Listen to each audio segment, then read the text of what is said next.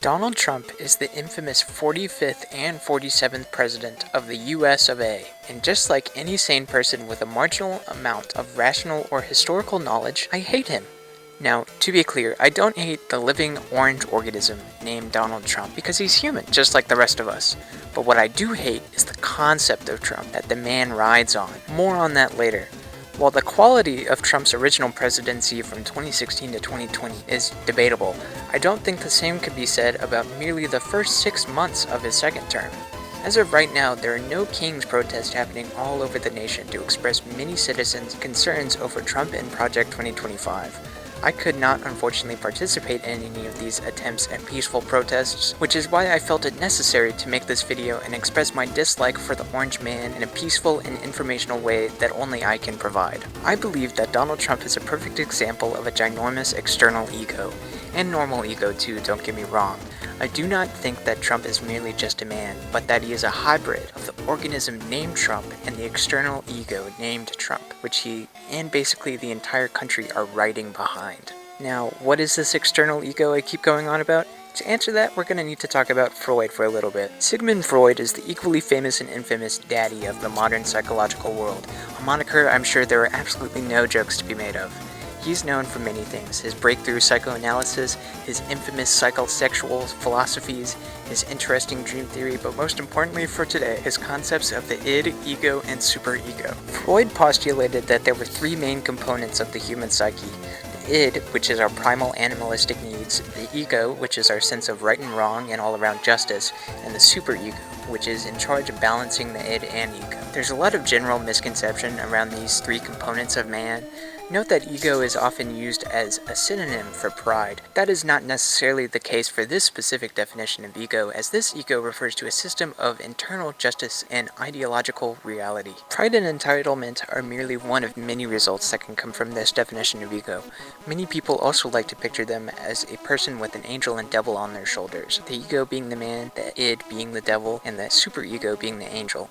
While this can be a good analogy for how the ego relatively can feel in context of an unsatisfied id, having to make sense of a moral dilemma between internal and external forces, the fact is, these three are completely morally neutral, and only when we take care and properly provide for all three parts of the psyche can we truly become better, more well-rounded people. I've speculated for a while, though, that there might actually be a fourth component that is becoming rapidly more apparent in the digital age: the external ego. The external ego can be identified primarily in the conscious layer of the psyche, much like the ego, but as its name would imply, I believe it exists outside of the psyche.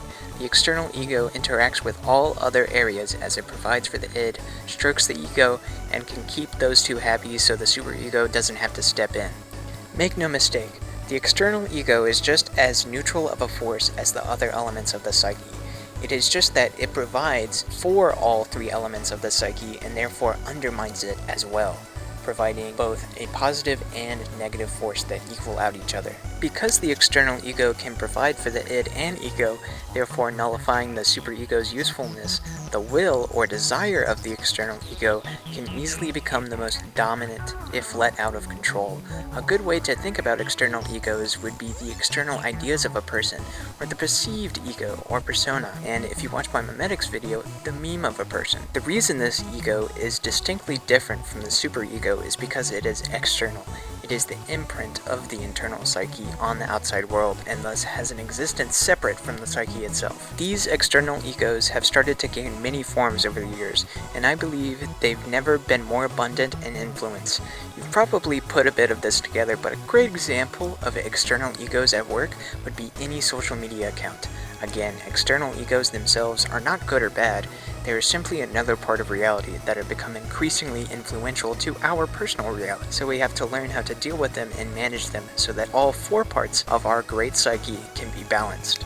External egos feed off of our attention, clout, fame, and or perception. I guess a good way to put how I view external egos is to think of them as the mimetic life that comes from and feeds off of our conscious directly. The ideas and conceptions that aren't necessarily actually true to us, but replicate and have their own truth inherent to them. While the id, ego, and superego only exist within the self, the external ego exists within all those who observe it. These perceived egos grow in accordance to how many people observe it to be true, and the more powerful the external ego becomes, the more likely the id ego and superego are to be wrapped around it. There are countless stories of how fame can destroy people, which is the best example of an overfed, out-of-balance external ego, wrapping an entire person's internal psyche around it until both are destroyed. Now with social media, anyone can be famous, and it is unfathomably easy to see cut and dry how big your external impact is. This is why it is more important than ever to be aware of these external egos, as they have more potential than ever to grow massively out of hand. It is possible to balance a big, even huge external ego and the internal three components of the psyche, but it takes a lot of discipline. The best way to preserve balance is to remember that a healthy external ego cannot exist without a healthy internal psyche first. The external ego has its own outside existence from the internal psyche, but because it is only the ideas people have of a given person's existence, it does not have any legs or truth for it to stand on its own in this reality without the human organism, and therefore the internal three of the psyche first. When this balance is undone, it is as if the Earth was revolving around the moon, i.e., things get pretty messy. This is when stuff you see in the movies about how fame kills happens.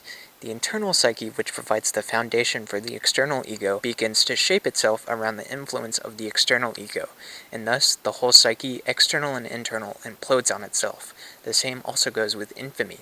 A consistent and prolific negative perception of any external ego can be just as deadly and destructive as the directly harmful life of the external ego begins to suck in the internal ego.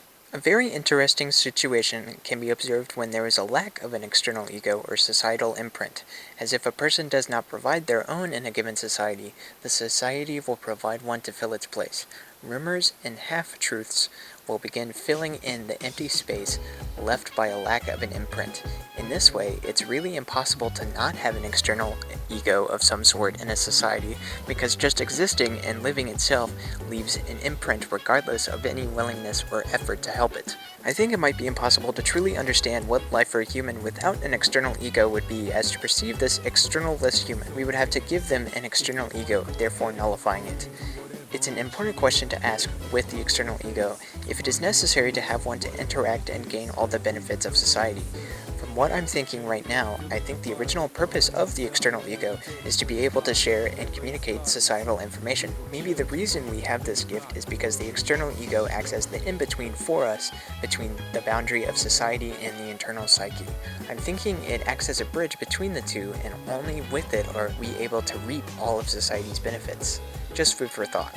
I also think there could be considered another ego on top of the external ego and superego, the supreme ego, which would be the actual shared community or society's ego itself. But that's just me spitballing. Mainly, I could be totally wrong. And if I am right, I want to think of a different name for it, because it should not be the only non-ego named thing in the psyche, because it just feels unfair. But hey, that's just my ego talking. So Trump's pretty cringe, right? I think most people with brains can see that Trump and his army of Fox News gooners have been nothing but havoc on pretty much everything to do with American society. When Project 2025 was first released, I thought, or more accurately hoped, that this was just a joke, and that there was no way anyone in their right mind would allow the borderline fascist game plan to actually unfold. Yet, here we are in the middle of 2025, and the prophecy is being fulfilled. Terrible tariffs that have ravaged everyone economically, and rapid deportation of anyone ICE thinks isn't white enough. I want to make it clear that there is nothing wrong with you if your views lean towards the right, because this is not actual conservatism, and most Republicans are starting to become disillusioned with the arbitrary two-party system. Trump is not a Republican. He's a con man that slips into whatever incredibly powerful role is available at the time. Trump started off the 2016 candidacy in the Democratic Party and switched up once he realized he'd have to fight both Hillary and Bernie for the spot. Oh yeah, he's also one of the worst criminals of our time that pisses on the Constitution the same way he probably pissed on, kidnapped, or at least sex-trafficked women with his good buddy Jeff. There's nothing inherently wrong with being a Republican, as long as you respect women's rights and gay people's right to exist, but Trumpies, on the other hand, are actually brainwashed. I don't know how many times this tangerine tyrant has to take a shit all over his main demographic before they wake up. It's not a new observation whatsoever, but Trump has the same appeal as many cult leaders, using fear and charisma to manipulate people into believing he's going to fix all our problems if you just believe in him. All politicians are the sneakiest snakes of all. After all, politics is just a rat race to obtain the most ruling power, and I don't want to act like Trump is the only cult leader, con man-esque politician out there, or even American president, but the big fluff Cheeto Puff is far more present, threatening, and in the American public's face about how willing he is to do absolutely anything and say absolutely anything to stay in his position. I'm usually very happy to stick the fence up my ass and sit there very comfortably, as I find that shoving a wood plank up my posterior and sitting back is far more enjoyable than ravaging one another over slightly different opinions. But I feel that now it is more important than ever for people to express their discontent and grief with how the government is going. For the first time in my lifetime, I'm only 20, so it's not that big of a statement, the perceived veil of peace that the first world countries love to pretend we exist in is swiftly becoming undone, revealing the pain and conquest utilized to obtain only the illusion of peace. Thankfully, people have started to realize it doesn't take an insane 2016-era feminazi to have a bone to pick with Donald anymore. And with all the No Kings protests going on against ICE and Trump, I feel there's no better time to make this video and let my voice be heard, even if I may be a little late to the party. I'm sure you can already see uses of the external ego analogy in regards to Trump. If the external ego is the imprint of the standard ego, it only makes sense that a man with such powerful influence and such massive internal ego and, the pride sense of ego, would have quite a massive external ego. There's a situation I mentioned beforehand where an external ego could become so massive that the internal psyche would start revolving around it. And I thought that Trump would be a keen example of this, but now I actually think that his internal psyche is so flexible and prideful that it still maintains at least a little of its independence from the external psyche. Only a little though, because there's a constant give and take between the perceived version of Trump and what Trump the human actually does and says. He'll say anything to propagate his influence and external ego, while the influencer ego, if you want to be brain rotted about it, bends around Trump's constant shenanigans, like going to a certain funny island or getting the Russians to help him cheat on the election. He's still lost. The cult leader comparison was very on point, I think, because one of the unique features of cult leaders and their cult followings is the ability to overtake other people's external psyches and agencies, their impact on the world, by seeming to provide whatever the cult follower wants. In this case, it would be keeping white straight men in every type of power, but in many cult situations, it's usually a sense of belonging that gets snowballed until each cult follower has nothing from their original life. Trump is quite possibly one of the most effective cult leaders of all time because of just how big his balls are. You can say nothing of Trump except that he provides the rebellious, ruthless business attitude of the United States in spades. He's the ultimate con man, so it makes sense he gets the ultimate con man position of president of the United States. Obviously, not all presidents are horrendous con men, only most of them, because I don't think it's possible to get to that point of power without cheating at least a little bit, simply because if you're not cheating, you're not actually playing the game.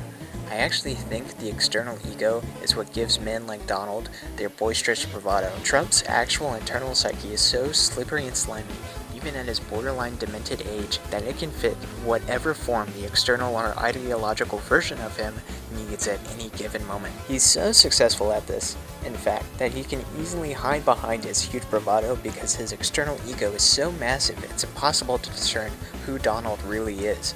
He's done this successfully for so many years that his bravado has only snowballed and his influence has become Pope-esque, as well as being the mascot and head of the free world, to the point where his external ego has started to take over other people's external egos. These Trumpies are little more than willingly brainwashed soldiers dedicated to nothing but their concept of the tangerine tyrant. Forgive me for my nonsense new age hippie jargon, but now it is time for something even worse. Nonsense new age hippie conspiracies. The worst part about Donald Trump is that he's essentially a gigantic orange punching bag, meant to deflect everything off and bounce right back like nothing ever happened. And I think that's the point of his entire existence. As much as I'd love to call him Hitler too, in reality he's much more like Mandarin from Iron Man 3.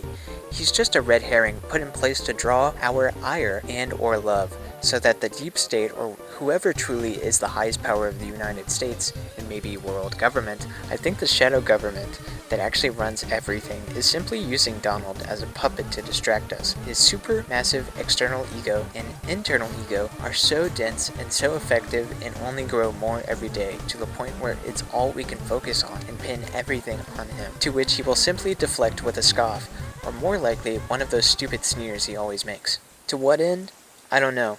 I'm a 20-year-old writing a YouTube essay. World War III is inching closer to reality every day, and I've never experienced a world in so much fear and anger. Whether or not it's explicitly all Trump's fault is a matter for the history books to scapegoat him for. But I wanted to make this video to expel some of my own fear while experimenting with a new way I've been thinking. Trump isn't the only example of a big brainwashy external ego. Every influencer ever operates on the same principles. I suppose Donald Trump is actually the ultimate influencer behind religious messiahs and prophets, so please be wary. An interesting phenomenon I find is that external egos can actually exist on their own long after a person has passed. But this is only in truly exceptional conditions, when the given ego begins to represent something far greater than himself. Hitler is a great example. The idea of Hitler has stayed around long after his suicide because the conceptual Hitler tends to work as everyone's first example of the worst human ever. Even if he may actually not have been, in fact both Stalin and Mao have higher death counts attributed to them, the meme version of Hitler still works excellently as everyone's favorite hyperbole. The same can work the other way too. This is how martyrs work. Fun fact, did you know that the Poggers guy, like the Poggers guy, is a huge Trump dick writer who coined the term MAGA martyr when the insurrection took place and like one woman died? Anyway, the world is going to shit, but don't worry, it already was that way, just in a different kind of shit. We can see the shitty prospects of the future right now, sure, but that only means the good will only be better. Unfortunately, as any Batman would say, it'll get worse before it gets better. I hope this video wasn't too much of a disorganized ramble, more than usual anyway. I just had to get my rebellious patriotic spirit out there while spouting some pseudo-intellectual bullshit out there. I hope you enjoyed. Engage with the video. Engage in the video. If you enjoyed and if you didn't engage in a negative way, this is my external ego. Feed it so it may become stronger than Trump. Give me engagement. Give me engagement.